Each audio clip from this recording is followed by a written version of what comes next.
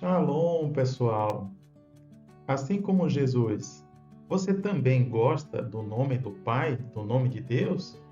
Então fique com a gente nesse vídeo que estamos trazendo algumas novidades sobre a pronúncia do nome de Deus, ainda no primeiro século, no tempo de Jesus, e em épocas posteriores. Talvez você já tenha ouvido falar o nome de Jesus em hebraico, não é? Aqui nós temos a escrita nas letras hebraicas, Yeshua, tá? Esse nome aqui embaixo que você está vendo logo em seguida, que eu estou mostrando aqui, é a transcrição fonética. Como assim? É uma forma de organizar letras latinas de forma que a gente possa se aproximar como seria a pronúncia, a vocalização desse nome aqui. Então, aqui tem uma transcrição fonética e aqui embaixo nós temos a transliteração. A transliteração, nós estamos vendo essas letras que a gente conhece, são familiares, e está organizado para que a gente possa entender a escrita hebraica, tá? Então aqui nós temos a transliteração, Yeshua. E por fim a tradução, como estamos acostumados em português, usar Jesus. E um fato muito importante dentro da língua hebraica é que o nome Yeshua, ele tem parte do nome do Pai ali. Significa Yehová Yoshia, ou Jeová é salvação. Então, o nome de Jesus significa isso. Jeová é salvação. Tudo bem? E no caso do nome divino? Bem, muitas vezes as pessoas escutam a expressão tetragrama, 4 letras, porque era escrito só com consoantes, YHVH. Depois de um tempo, os próprios judeus também, nos manuscritos bíblicos hebraicos, colocaram as vogais. Então, as vogais que eles colocaram, E, O e A. E aí ficou, aqui nós temos a transcrição fonética, Yehová. Depois temos a transliteração, que é a forma escrita conforme os caracteres na nossa língua, Yehová. E a tradução em português, que estamos acostumados também, Jeová, para o nome do Deus eterno, Deus altíssimo, o Deus todo-poderoso, bendito seja ele, não é? E às vezes a pessoa fica, mas pode traduzir nome?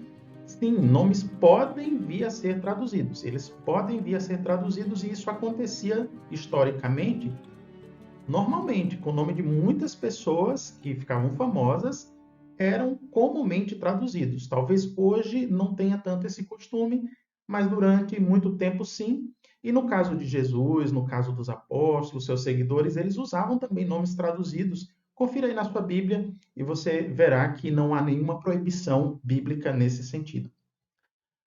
Mas uma outra objeção muito comum ainda é: o nome Jeová em português é um equívoco de tradução porque misturou com as vogais de Adonai. Seria mesmo uma mistura com as vogais de Adonai? É que a própria língua hebraica nos ajuda a provar de que as vogais de uma palavra não se misturaram com as vogais de outra palavra. A palavra Adonai, ela tem 3 vogais. Na verdade, uma semivogal A, depois as vogais O e A.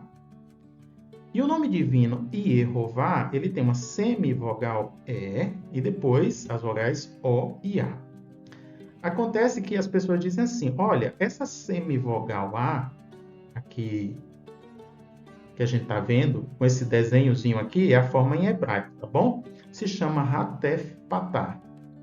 Outros chamam de Shivá composto.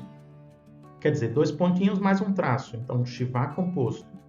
Som bem abreviado. Então, é uma semivogal A. Porque no hebraico tem vogal A forte, vogal A média, e essa vogal bem abreviada, o som já reduzido ao máximo, que aí eles chamam de Hatef Patah, que é metade de um A. Outros chamam de Shivá composto. Aí as pessoas pensam, essa letra é tão fraquinha que acontece o seguinte, ó. Quando ela vai passar para o nome divino, quando ela vai se misturar com o nome divino, aí esse A some e fica só esses 2 pontinhos que é o E, que é o Shivá simples. Você quer ver de novo? As pessoas dizem que acontece isso, ó. Esse A some, fica só o E, que é o Shivá simples, Então, diz que A se transformou, se esvaiu para a semivogal E. Mas já explicamos aqui que isso não acontece no hebraico. Por quê? Porque semivogal A é diferente de semivogal E. E tem uma característica das semivogais no hebraico, que é o quê? O som já está reduzido ao máximo. A sonoridade, a tonicidade de uma semivogal já está reduzida ao máximo, não dá para reduzir mais. Então é como se o som tivesse bem abreviado, ele não tem como se transformar ou se reduzir para outra semivogal, se transformar em outra semivogal. Eu estou dizendo que esse shevá composto aqui, essa semivogal A, Hatef, Patá, não pode se transformar nessa semivogal E. E o pessoal também chama de shevá simples. Por que não acontece isso na língua hebraica? Porque o som da semivogal, tonicidade, já é muito breve, já está muito reduzido. Não acontece o fenômeno de se transformar em semivogal E, shevá simples. Isso não acontece dentro da língua hebraica. Não há nenhum exemplo de uma palavra Hatef Patá, com Hatef Patá se transformando em outra semivogal com shevá. Isso não acontece dentro da língua hebraica, esse fenômeno não existe dentro da língua. E a gente vê aqui no nome divino que as vogais são E, O e A. São legítimas, pertence ao nome divino, essa característica das vogais E, O e A, formando então Yehová para o nome divino. Lembrando aqui que a forma Yehová, que é encontrada nos manuscritos, está de acordo com as regras da fonética, da estrutura da própria língua hebraica. Yeho é legítimo, tá bom? Acontece nos nomes bíblicos, Yehoshua, Yehotzadak, Yehoshafat. O Yeho é natural dentro da língua hebraica. Yeho é uma sílaba aberta, pretônica, com vogal longa. E Vá, que é a segunda sílaba, é uma sílaba tônica, aberta, com vogal longa. Agora, e as novidades, não é? Que a gente ia conferir aqui. Vamos seguir, então, sobre o primeiro século. Será que há evidência de que o nome divino era conhecido ali? Se nós procurarmos dentro da literatura judaica, há vários indícios que, pela literatura, demonstram que sim, o nome divino era conhecido, ele ainda circulava entre as pessoas, ele era conhecido também mediante as cerimônias que ocorriam ali entre o povo em Jerusalém. Por exemplo, na Mishnah, em Yoma 6.2, que é uma compilação aí escrita entre o primeiro e o segundo século, você também pode encontrar lá na Sefaria. Aqui a gente está mostrando o trecho e vamos mostrar também a tradução.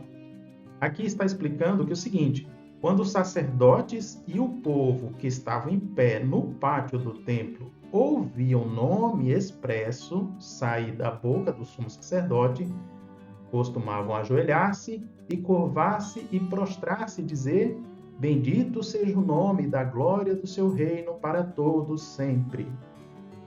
Então a gente está vendo aqui a área do pátio era a área aberta que as pessoas podiam adorar a Jeová Deus. E essa bênção sacerdotal era proclamada todo dia, tá? No templo era proclamada a bênção sacerdotal todo dia. E o que está explicando para a gente? Olha só, quando os sacerdotes e o povo que estavam de pé no pátio ouviam o nome expresso sair da boca do sumo sacerdote. Então, sim, as pessoas ouviam o nome divino, Yehová, sair expressamente da boca do sumo sacerdote, porque ali era a bênção sacerdotal, e esse é um mandamento que está em Números 6, 24 e 27. Yehová Elohim, o Jeová Deus, ordenou que Arão, sumo sacerdote, e os sacerdotes abençoassem o povo expressamente com o nome dele. Então as pessoas conheciam sim, estavam ali no pátio do templo, todo dia era dispensada a bênção sacerdotal. E aqui nós temos um registro, uma fonte judaica, dizendo que era assim que essa cerimônia ocorria. Tá?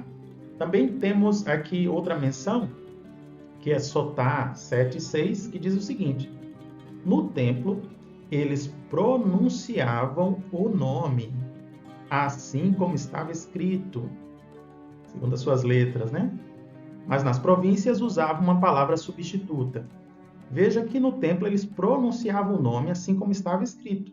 Então as pessoas também tinham conhecimento, elas ouviam o nome divino, elas sabiam, elas entendiam qual era a vocalização, tá? Embora a literatura aponte aqui que era o sumo sacerdote que vocalizava, mas as pessoas conheciam o nome. Então aqui nós estamos mostrando por um outro ângulo, né? Ampliando aqui você vê em destaque a palavra Hashem. Hashem quer dizer o nome santo, né? O nome do próprio Deus Altíssimo, o Todo-Poderoso Yehová.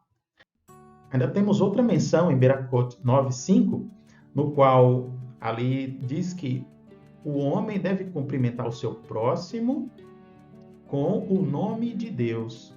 Inclusive, a gente observa aqui que eles colocam abreviado, né? O Iod com E, Iod com A, e A. É uma forma de não colocar o nome Yehová nas plataformas na internet, por considerar que é um ambiente que não seria o mais sagrado, né? Mas deveria conter aí o nome divino por inteiro, Yehová. De qualquer modo, se a gente pegar uma Bíblia, a gente vai ver que nessa passagem que eles estão falando aqui na Mishnah, está se referindo ao cumprimento que se fazia normalmente como israelita, como ocorre lá no livro de Ruth, capítulo 2, versículo 5. Então, dando destaque aqui, ó, a gente vê claramente o nome divino, Yehová, porque era um cumprimento. E fala sobre Boaz, de Belém, passou a dizer aos ceifeiros, Jeová seja convosco. E eles, por sua vez, diziam, Jeová te abençoe. Vendo aqui? Então, é muito interessante a gente poder perceber aqui, ó, o nome Boaz, vendo? Mibeit Lechem, né? Belém, a casa de pão. E aí fala, ó, Yehová, que Jeová esteja convosco. E eles respondiam, Yevarechecha Yehová. Então, que Jeová te abençoe, né?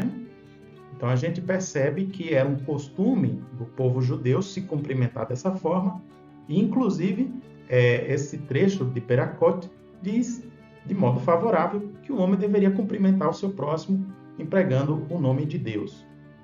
Então são evidências de que entre o povo judeu ali no primeiro, segundo século, o nome de Deus ainda era conhecido, embora a gente sabe que no período rabínico começou a haver restrições quanto ao uso do nome de Deus, especialmente quando o próprio Jesus ele fala o nome do Pai, os seus seguidores também começam a usar o nome do Pai, Jeová, e os judeus não achavam que os cristãos nazarenos estavam corretos, eles achavam que eram os hereges, chamavam de minim, esses minim. Então, minim, na língua deles, significava hereges.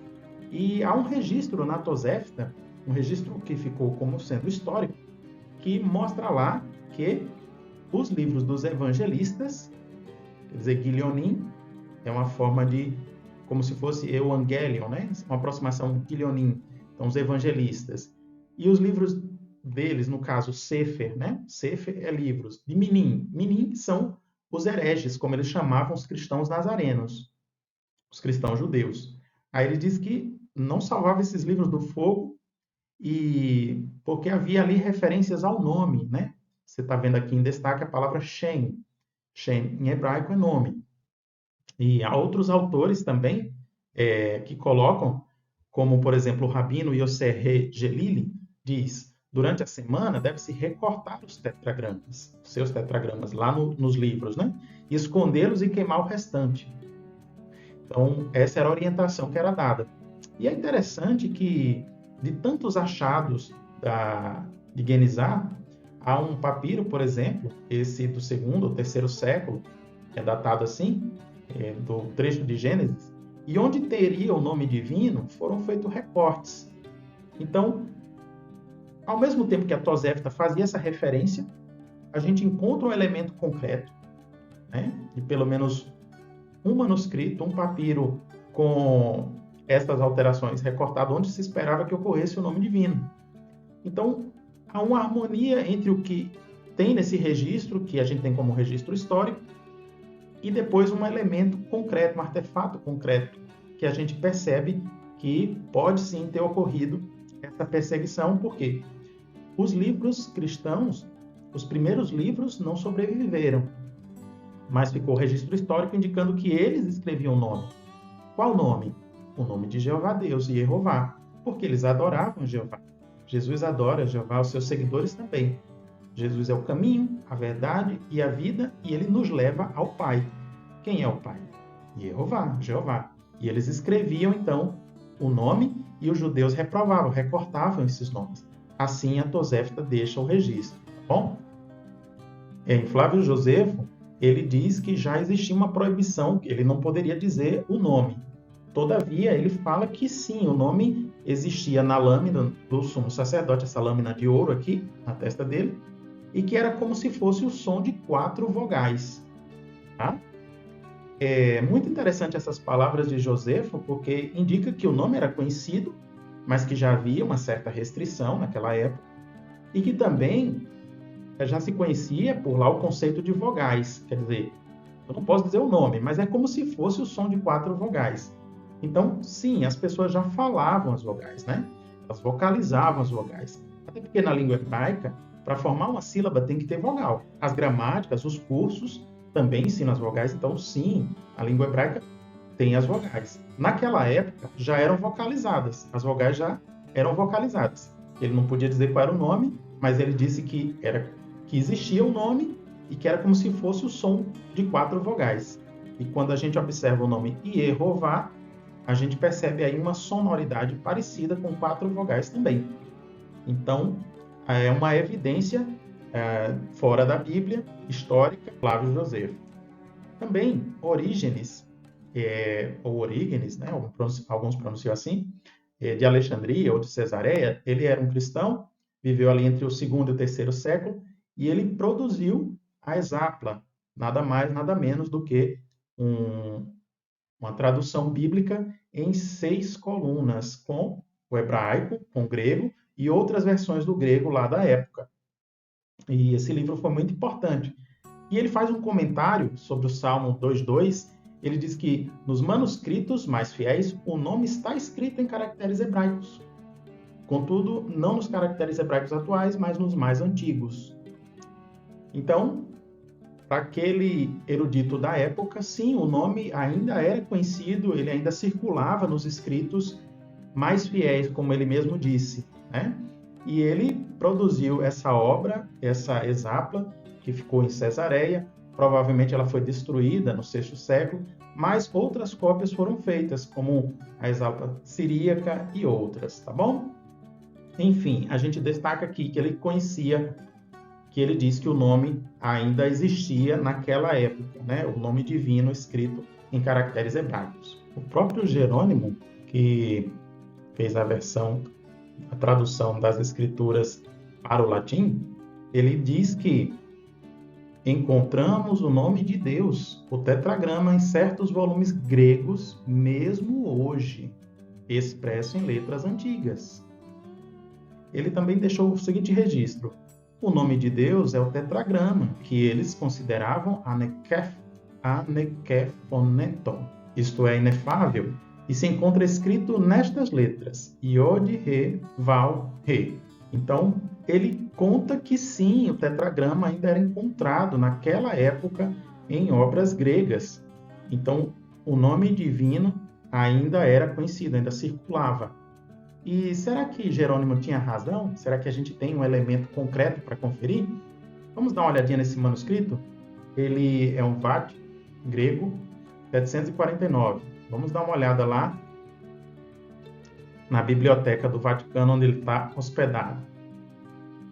Então você entra aqui, você digita aí no Google, é fácil, VAT GR 749 PT1. E aqui a gente vai passando os fólios para visualizar, então, chegar entre o fólio 7, 8, 9. Chegando aqui nos fólios 8 e 9, a gente percebe que aparece sim o tetragrama. Olha ele registrado aqui, ó. Vendo? Aqui novamente, tá? Então, é um manuscrito grego, já do oitavo, nono século, mas que conserva, sim, o tetragrama. Então, tanto Orígenes como Jerônimo, eles estavam certos sobre o fato do nome divino circular naquela época. E sabemos que logo entre os anos 500, 600, os judeus começaram a vocalizar o texto hebraico, e quando a gente encontra manuscritos hebraicos antigos, como Códice dos Profetas do Cairo, a gente tem aí Yehová como sendo a vocalização para o nome divino. Então, todas essas evidências nos ajudam a perceber que o nome divino, embora não fosse conhecido por a maioria da população, mas os eruditos ainda tinham acesso a esse nome e ficou preservado tanto nas escrituras hebraicas como em algumas cópias gregas, e chegou ao nosso tempo vocalizado no texto massorético hebraico como Yehová. Então, se você ficou por aqui, gosta de honrar e respeitar o nome divino, agradeço sua atenção, desejo que as bênçãos de Jeová fiquem com você na sua vida e até uma próxima.